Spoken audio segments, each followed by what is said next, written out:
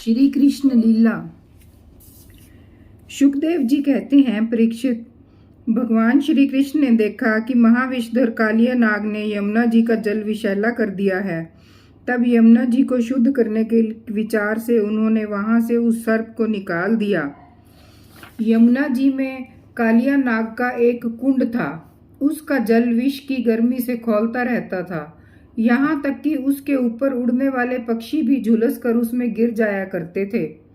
उसके विषैले जल की उत्ताल तरंगों का स्पर्श करके तथा उसकी छोटी छोटी बूंदें लेकर जब वायु बाहर आती और तट के घास पात, वृक्ष, पशु पक्षी आदि का स्पर्श करती, तब वे उसी समय मर जाते थे।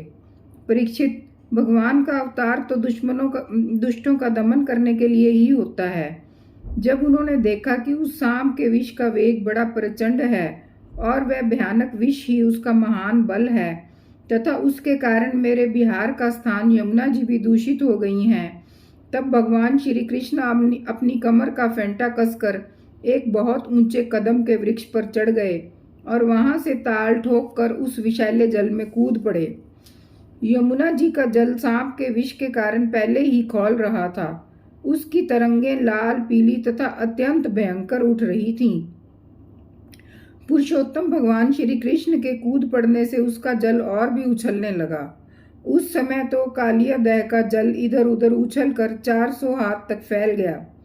अचिंत्य अनंत बलशाली भगवान श्री कृष्ण के लिए इसमें कोई आश्चर्य की बात नहीं थी। प्रिय परीक्षित, भगवान श्री कृष्ण कालिया दह में कूद कर अतुल बलशाली मतवाले गजराज के समान जल उछालने लगे। इस प्रकार जल क्रीड़ा करने पर उनकी भुजाओं की टक्कर से जल में बड़े जोर का शब्द होने लगा।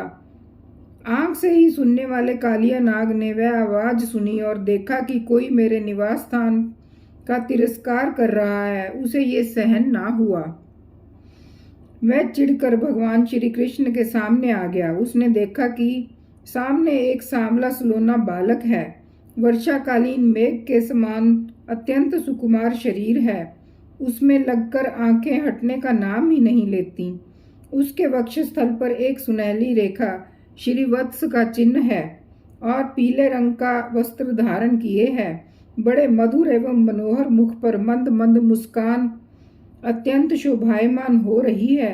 चरण इतने सुकुमार और सुंदर हैं मानो कमल की गद्दी हो। इतना आकर्षक रूप होने पर भी जब कालिया नाग ने देखा कि बालक तनिक भी ना डरकर इस विषैले जल में मौज से खेल रहा है, तब उसका क्रोध और भी बढ़ गया। उसने श्री कृष्ण के मर्म स्थानों को डसकर अपने शरीर के बंधन में उन्हें जकड़ लिया। भगवान श्री कृष्ण नागपाश में बंध कर निश्चेष्ट हो गए। ये देखकर उनके प्यारे सखा ग्वाल बाल बहुत ही पीड़ित हुए और उसी समय दुख, पश्चाताप और भय से मूर्छित होकर पृथ्वी पर गिर पड़े, क्योंकि उन्होंने अपने शरीर, सुहृद, धन संपत्ति, स्त्री, पुत्र, भोग और कामनाएं सब कुछ भगवान श्री कृष्ण को ही समर्पित कर रखा था। गाय, बैल, बछिया और बछड़े बड़े दुख से डकारने लगे। श्री कृष्ण की ओर उनकी टकटकी बंद रही थी। वे डरकर इस प्रकार खड़े हो गए मानो रो रहे हों। उस समय उनका शरीर हिलता डुलता तक न था।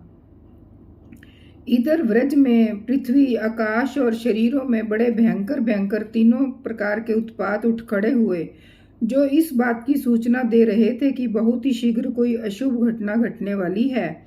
नंद बाबा आदि गोपों ने पहले तो उन अपशकुनों को देखा और पीछे ये जाना कि आज श्री कृष्ण बिना बलराम के ही गाय चराने चले गए।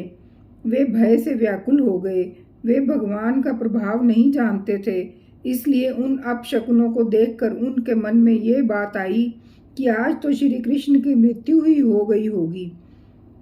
वे उसी क्षण दुख, शोक और भय से आतुर हो गए। क्यों ना हो, श्री कृष्ण ही उनके प्राण, मन और सर्वस्व जो थे। प्रिय परीक्षित, ब्रज के बालक, वृद्ध, स्त्रियों का स्वभाव गायों जैसा वात्सल्य पूर्ण था। वे मन में ऐसी बात आते ही अत्यंत दीन हो गए और अपने प्यारे कन्हैया को देखने की उत्कंठा लालसा से घर द्वार छोड़कर निकल पड़े। बलराम जी स्वयं भगवान के स्वरूप और सर्वशक्तिमान हैं। उन्होंने जब ब्रजवासियों को इतना कातर और इतना आतुर देखा तब उन्हें हंसी आ गई। परंतु वे बोले कुछ नहीं, चुप ही रहे, क्योंकि वे अपने छोटे भाई श्री कृष्ण का प्रभाव भली भांति जानते थे। ब्रजवासी अपने प्यारे श्री कृष्ण को ढूंढने लगे। अधिक कठिनाई ना हुई, क्योंकि मार्ग में उन्हें भगवान के चरण चिन्ह मिलते जाते थे।